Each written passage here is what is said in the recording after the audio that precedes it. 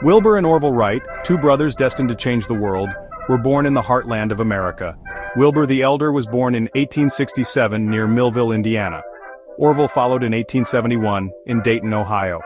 Their upbringing was modest, but their household was filled with curiosity and a love for learning. Their father instilled in them strong values of hard work and perseverance. Their mother, a talented musician and mechanic, nurtured their creativity and problem-solving skills. The Wright brothers' childhood home in Dayton was a place of constant exploration. The boys were naturally inquisitive, dismantling and rebuilding objects to understand how they worked.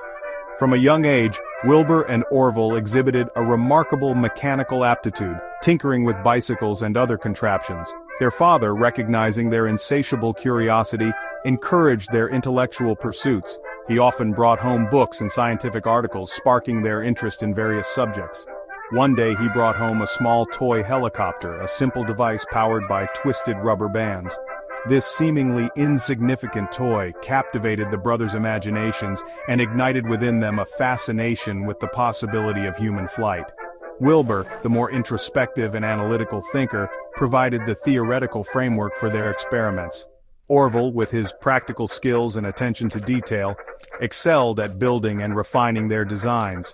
Together they formed a formidable team, their combined talents propelling them towards their destiny as aviation pioneers.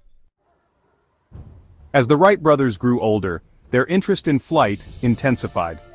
They devoured any information they could find on the subject, from accounts of Leonardo da Vinci's flying machines to contemporary articles on gliders.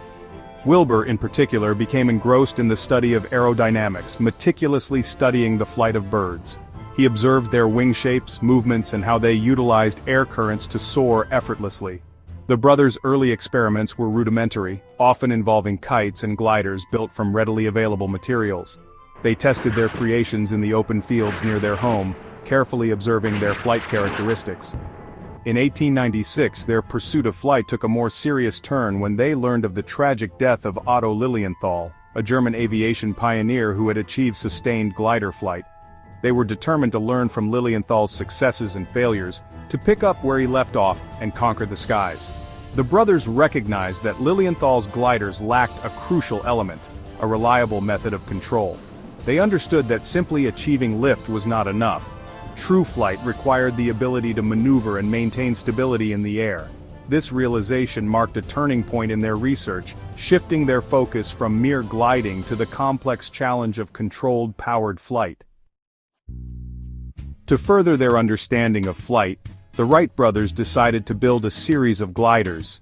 These gliders were more than just simple kites. They were carefully engineered machines designed to test their theories on lift, drag, and control.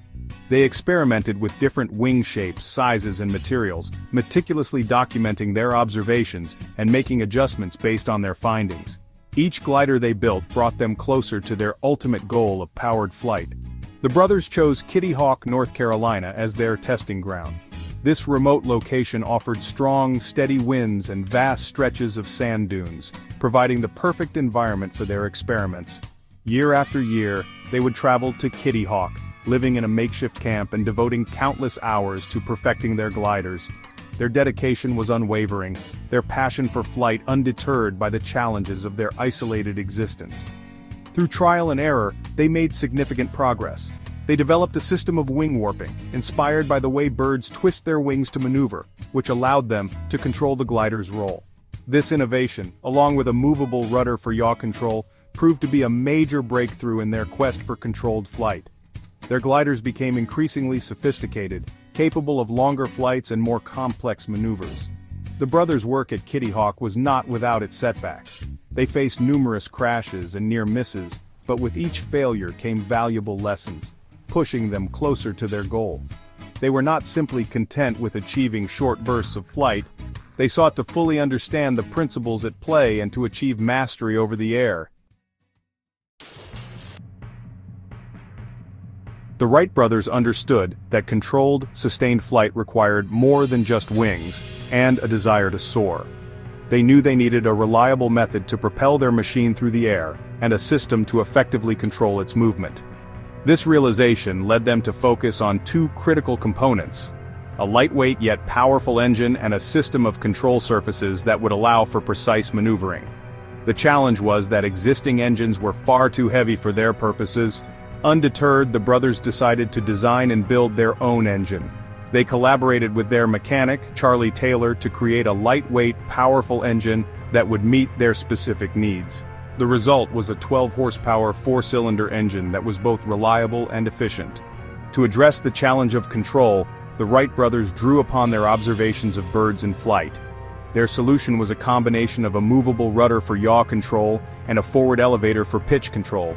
These control surfaces, operated by a system of levers and pulleys, allowed the pilot to maneuver the aircraft with unprecedented precision. The brothers' innovative approach to control was a radical departure from the methods employed by other aviation pioneers. Many of their contemporaries believed that flight could be achieved through inherent stability, with the aircraft designed to naturally right itself. The Wright brothers, however, recognized that true control required the ability to actively manipulate the aircraft's orientation, allowing it to maneuver through the air with precision and agility. Subscribe now!